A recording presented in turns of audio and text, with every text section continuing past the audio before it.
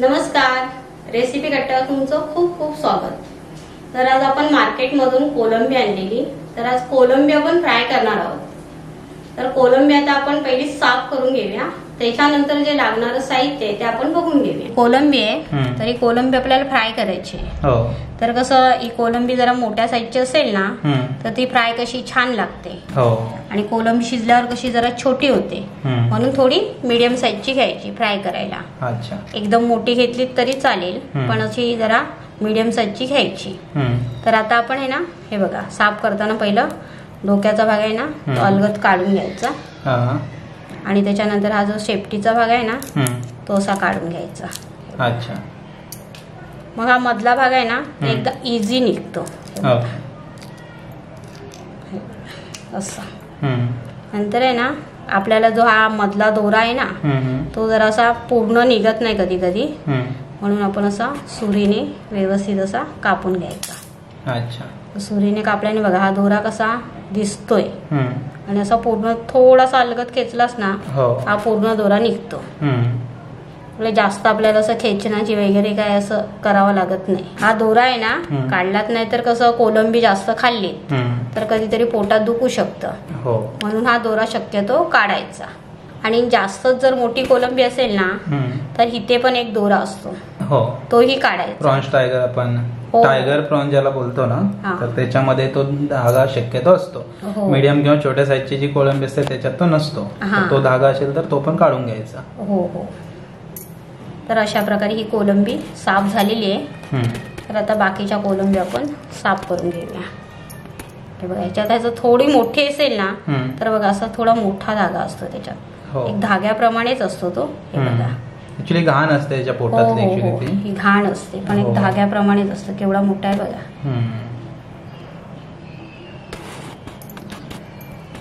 तर अशा प्रकारे सर्व कोळंबी साफ करून घेऊया, त्याच्यानंतर मग आज कोळंबी फ्रायची रेसिपी आपल्याला पुढे करायची। कोलंबी आहे ना मस्त साफ झालेली बघा। तर आता आपण ही धुवून घेऊया। अच्छा, तर धुवायच्या अगोदर आहे ना आपण ह्याच्यात मीठ टाकतोय। एक 1.5 चम्मच तरी मीठ टाकते मी, कारण बऱ्यापैकी कोलंबी आहे ना तर जास्त मीठ टाकते। तर हे बघा, मीठ टाकून आहे ना व्यवस्थित अशी मीठ एकदम व्यवस्थित असं मीठ लागल्या पाहिजे, गेल्या पाहिजे, सॉरी मीठ टाकून आहे ना व्यवस्थित असं मीठ आहे ना त्याला कोलंबीला चोलून घ्यायचं। अच्छा, हे बघा, जी घाण असते ना ती पूर्ण निघून जाते। आता मीठ असं लावून झालेलं आहे, तर आता आपण कोलंबी धुवून घेऊया। एक साधारण 2 ते 3 वेळा आहे ना कोलंबी छान प्रकारे धुवून घ्यायची। हो,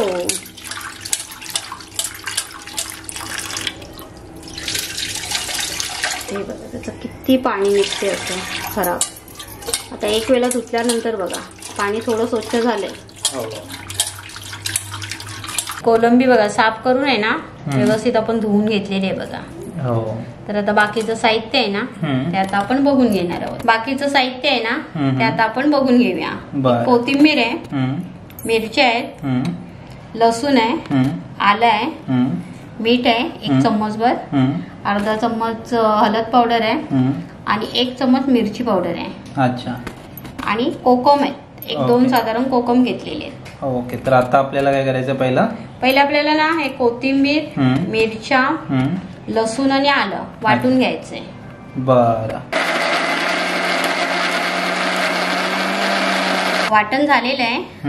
तर आता आपण आहे ना कोलंबीला वाटण, सर्व मसाले वाटण लावून घेऊया आणि आपण कोलंबी फ्राय करूया। बरं, आपण हळद पावडर टाकतोय,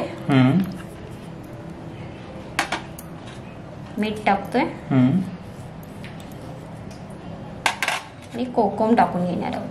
अच्छा, कोकम आहे ना असे बारीक बारीक टाका। तुम्ही जर लिंबू वापरणार असाल तर लिंबू वापरू शकता, शक्यतो आम्ही कोकमच वापरतो।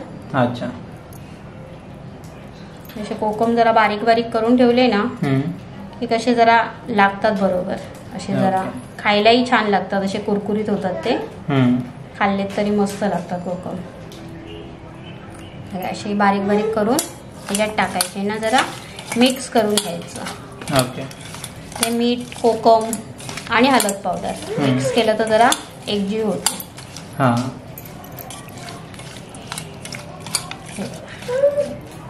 आता आपल्याला हे वाटण पण त्याच्यात टाकायचंय आणि हे मिरची पावडर.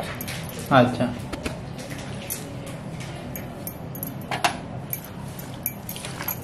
आणि मिक्स करून आहे ना, हे ना आता मसाले सर्व लावून झालेले आहेत आपले. तर आपण हे 10 मिनिटं ठेवून देऊया. मसाले चांगले मुरतील त्याच्यात. हो हो, त्याच्यानंतर आपण फ्राय करूया. ओके. हे 10 मिनिटं झालेत बघा, मसाले पण एकदम छान मुरले गेलेत. हो. तर आता आपण फ्राय करूया. ओके.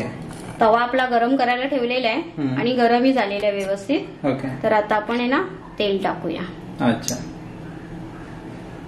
तेल आहे ना थोडं व्यवस्थित गरम होऊन द्यायचं, कारण तेल गरम झालं ना तर कोलंबी कशी अशी चिकटल्या जात नाही तव्याला. हो. आणि तेल गरम नसेल ना तर कोलंबी अशी चिकटण्याची शक्यता असते. अच्छा. बघा, जरा थोडी मिक्स करून घेते आणि आपण एक एक कोलंबी अशी टाकूया. बघा, मस्त तवा गरम झालेला आहे. हो. हलक्या हाताने अशी कोलंबी टाकायची.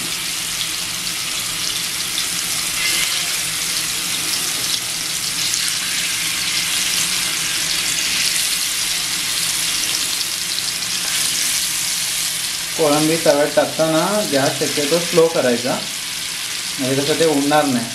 हो, तेल असतं ना. हो. तर कसं थोडं तेलाचं जरा लक्षपूर्वक करावं लागतं, म्हणून गॅस स्लो करूनच कोलंबी. आणि कोलंबी पण कशी पटकन मग शिजल्या जाते स्लो गॅस असेल तर, नाही तर थोडी कच्ची राहण्याची पण शक्यता असते.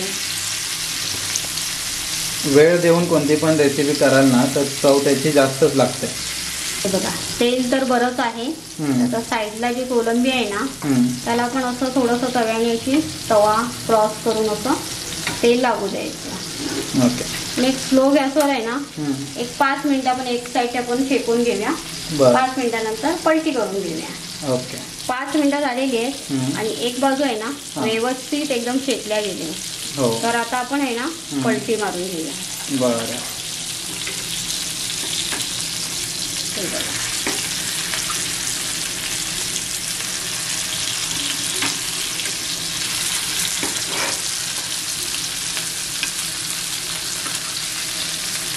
ह्याला काय आपण रवा वगैरे काय लावलेला नाही, अशीच केलेली आहे. बघा, मसाल्यातच केलेली आहे. हो. ही पलटी पण छान होते. अशी मसाल्यात जरी बनवली ना तुम्ही तरी सुद्धा छान लागते कोळंबी. हो हो. नेहमीच कसं आपण रवा लावतो, कधी पीठ लावतो, तर कधीतरी असं नवीन काहीतरी करून बघायचं. हो, या पद्धतीने जरी बनवली ना तरी सुद्धा छानच लागते.